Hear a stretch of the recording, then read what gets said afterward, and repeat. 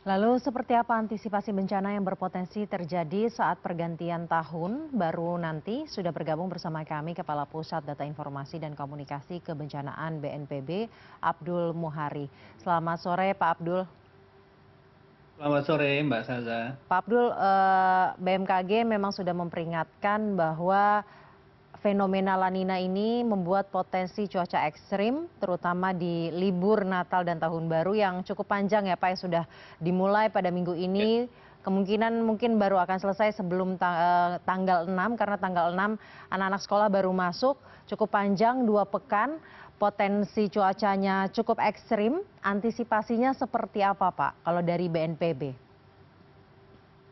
ya, seperti tadi sudah disampaikan bahwa kita mengupayakan dua fokus utama, yaitu fokus di hulu, mengurangi intensitas pemicunya, artinya daerah-daerah yang memang diprediksi oleh BMKG akan mengalami intensitas hujan sangat tinggi, itu kita lakukan operasi modifikasi cuaca. Bukan untuk menghilangkan hujannya, tetapi mengurangi intensitasnya dengan jalan mendistribusikan awan-awan hujan sebelum dia bertemu di satu titik yang mengakibatkan intensitas tinggi. Nah, yang kedua, di sisi hilirnya. Di sisi hilirnya ini ada dua yang kita lakukan. Pertama, penguatan pemerintah daerah, seperti tadi yang disampaikan. Kenapa kita sangat penting untuk melakukan penguatan pemerintah daerah ini? Karena setiap upaya-upaya kesiapsiagaan di daerah itu pasti membutuhkan anggaran, personil, dan alat perangkat yang dibutuhkan, misalkan perahu karet, logistik, dan seterusnya. Kadang-kadang di daerah ini ketika sudah akhir tahun atau awal tahun, itu anggaran-anggaran operasional di pemerintah daerah itu sudah tidak ada. Jadi kesiapan untuk benar-benar membentuk atau menyiapkan kebutuhan alat, perangkat, personil itu sudah tidak memungkinkan. Ini kita cukupkan dan disampaikan di 5 provinsi kita sudah mengucurkan lebih dari 250 miliar dalam bulan Desember saja. Tapi ini juga belum cukup. Artinya ada lagi sisi hilir yang terakhir, itu sisi objek yang akan terdampak. Itu kita sebagai masyarakat. Nah, ini yang penting untuk kita pahami adalah kita punya informasi perakiraan cuacanya. Kita punya informasi uh, hujan seperti apa yang akan turun. Tetapi untuk operasional kedaruratan, kita tidak tahu hujan intensitas tinggi ini akan memicu banjir, longsor, kapan, di mana. Itu kita belum tahu. Karena yang kita tahu cuma hujannya saja. Kita tahu misalkan nanti malam Jabodetabek akan diguyur hujan ekstrim. Tapi kami BNPB, BPD belum tahu kalau nanti malam Jabodetabek diguyur hujan, di titik mana banjir akan terjadi, di titik mana longsor akan terjadi.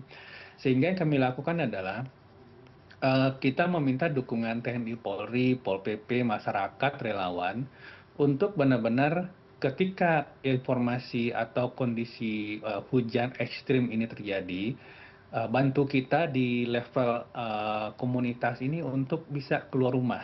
Jadi Kepala BNPB dalam setiap kali pertemuan di provinsi mengajak seluruh kabupaten kota selalu mengatakan bahwa pasukan baju orange, pasukan baju hijau, TNI, pasukan baju coklat, Polri, Pol PP, dan seterusnya. Ini ketika hujan jangan di rumah. Ketika hujan jangan di kantor. Tolong keluar.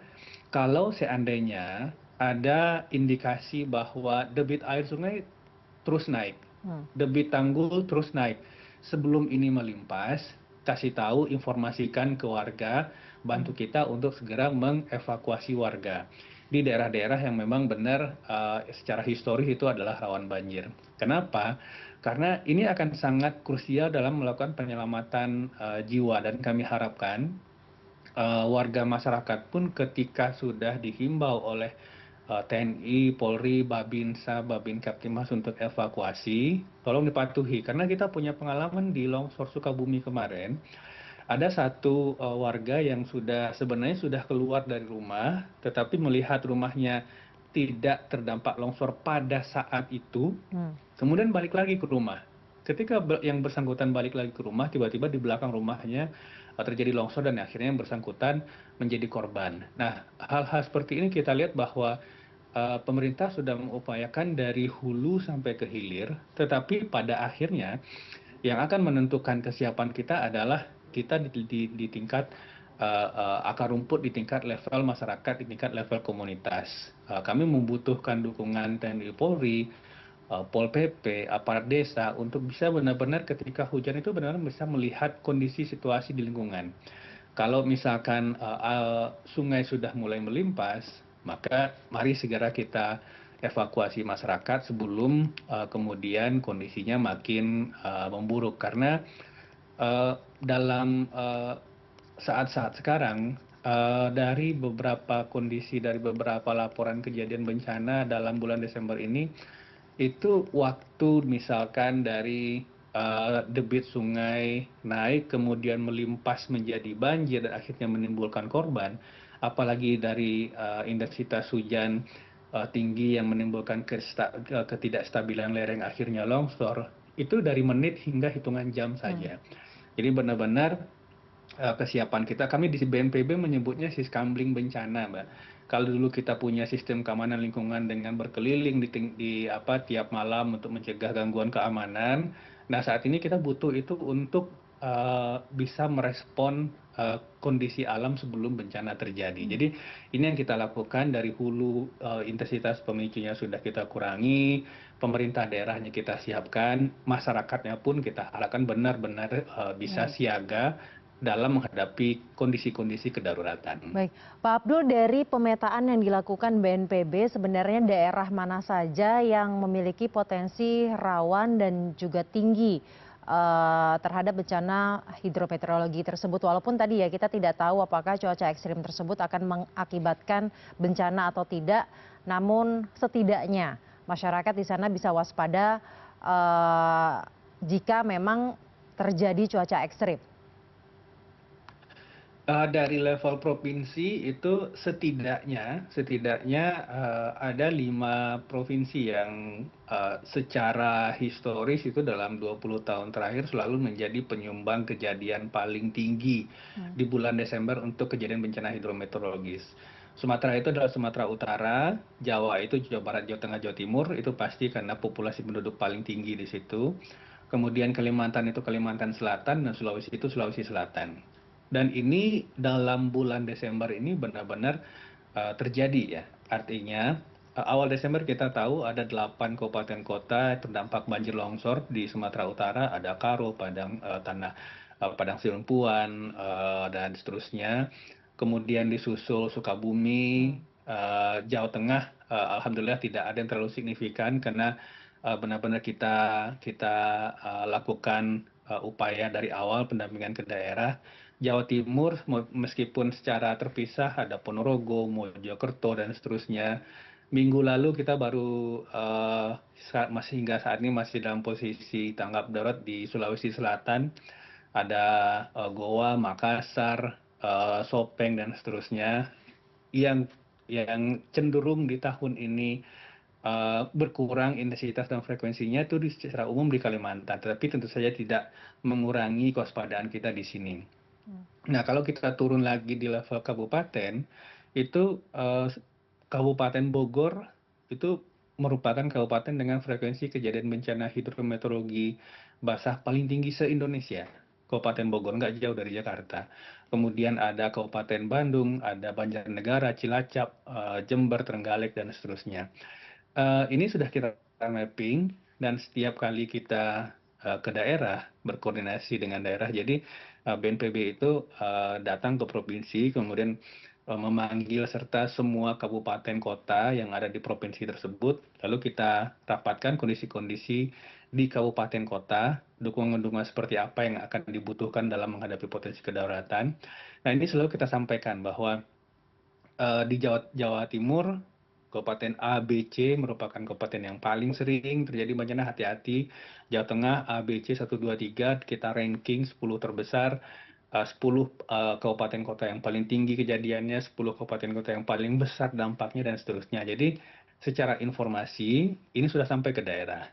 Kemudian kita sudah lengkapi kebutuhan alat perangkat, logistik, dan anggarannya di daerah. Memang sekarang ujungnya di masyarakat yang benar-benar harus juga siap siaga untuk apakah itu evakuasi mandiri, tetapi juga dengan melihat kondisi-kondisi di sekitar lingkungan kita masing-masing, Baik. Mbak Saza. Pak Abdul, tadi salah satu hal yang bisa dilakukan oleh warga untuk meminimalisir jatuhnya korban adalah mereka keluar dari rumah kalau misalkan hujan intensitas sedang hingga tinggi sedang terjadi.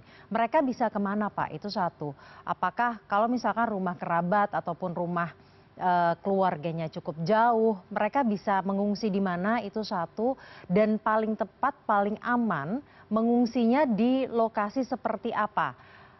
Di gedung juga kah, di bangunan juga kah, atau seperti apa yang paling aman? Iya, untuk hidrometeorologi basah yang paling signifikan itu adalah banjir dan tanah longsor.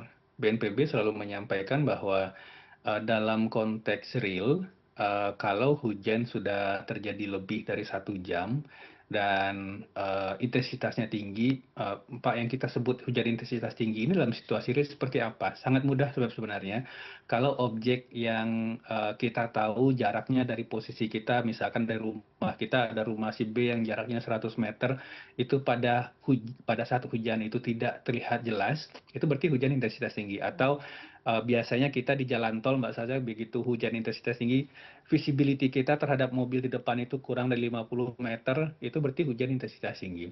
Nah, daerah paling rawannya itu ada dua. Pertama, daerah sepanjang aliran sungai. Kemudian daerah dengan tebing curam atau kelerengan, daerah jalan dengan tebing curam atau daerah pemukiman dengan tebing curam. Nah, di dua daerah ini, kalau misalkan hujan sudah terjadi lebih dari 1 jam, menyingkir dulu. Artinya kalau misalkan kita di daerah sepanjang aliran sungai, kawasan Duri kah, atau kawasan sepanjang Ciliwung yang memang secara historis, misalkan kita tahu kalau hujannya agak lama saja itu sudah mulai tergenang, maka ini kita menyingkir dulu. Artinya ke tempat yang lebih tinggi atau ke tempat yang menjauh dari daerah sempadan sungai. Sempadan sungai ini biasanya 50 sampai 100 meter. Atau untuk kawasan-kawasan lereng tebing, hindari dulu kawasan itu. Misalkan ada jalan 100 meter atau jalan 500 meter atau jalan 5 kilo misalkan yang sisi kanannya tebing, sisi kanannya jurang, itu kalau misalkan kita akan melakukan perjalanan hujan intensitas tinggi, kita stop dulu. Jangan lewat dulu di kawasan itu, berhenti di rest area atau berhenti di tempat-tempat yang tidak masuk dalam kawasan itu. Eh, Teorinya sangat sangat sangat mudah, sebenarnya cuma dua hal itu yang paling utama, tetapi pada kondisi real tentu saja masyarakat sebenarnya sudah tahu ya, artinya ketika saya bertempat tinggal di satu tempat lebih dari di bawah 10 tahun, lebih dari 15 tahun, pasti saya punya pengalaman bahwa apakah lokasi tempat tinggal saya itu rawan banjir atau tidak. Nah, hal-hal seperti ini sangat wajib untuk kita lihat, kita perhatikan supaya pada kondisi yang tadi, dua hal tadi, intensitas tinggi, durasi lama, visibility kurang dari 100 meter, kita evakuasi mandiri dulu, nggak usah nunggu dihimbau untuk Baik. evakuasi, kita evakuasi mandiri dulu secara secara secara mandiri dan secara eh, tidak menunggu himbauan dari aparat-aparat yang berwenang. Bagi mereka yang sedang dalam perjalanan, bagaimana Pak? Karena kan ini lagi libur Nataru ya, mobilitas pasti cukup tinggi.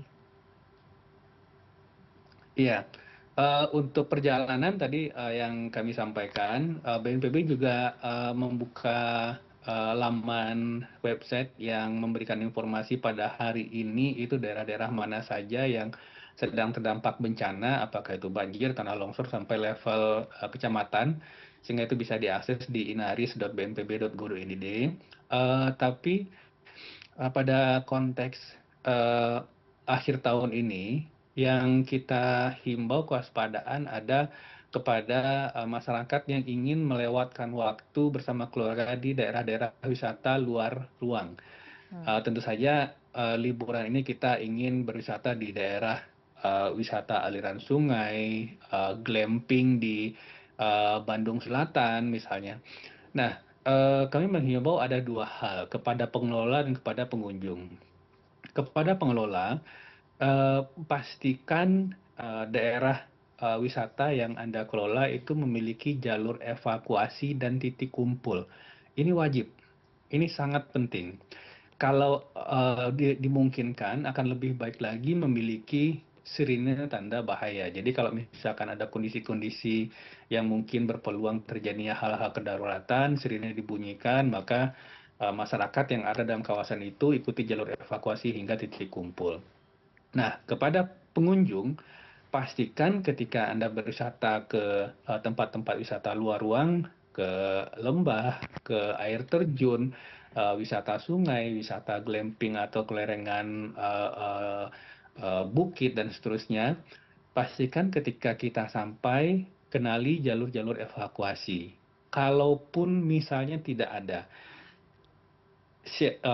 survei dulu kondisi setempat, kondisi daerah yang Anda kunjungi, pastikan Anda memahami kalau ada hal-hal kedaruratan, Anda tahu kemana harus pergi, di mana akan Anda berkumpul dengan keluarga kalau sekiranya pada saat di luar ruang ada aktivitas yang berbeda tempat dan seterusnya. Jadi kata kuncinya pastikan ada jalur evakuasi, pastikan mengetahui jalur evakuasi, pastikan mengetahui titik kumpul, Mas Azan. Baik, kewaspadaan harus ditingkatkan oleh semua pihak ya, baik para petugas, pemerintah, dan juga masyarakat yang sedang berlibur. Terima kasih Kepala Pusat Data Informasi dan Komunikasi Kebencanaan BNPB, Bapak Abdul Muhari telah bergabung bersama kami di CNN Indonesia Newsroom. Terima kasih, Mbak Zaza.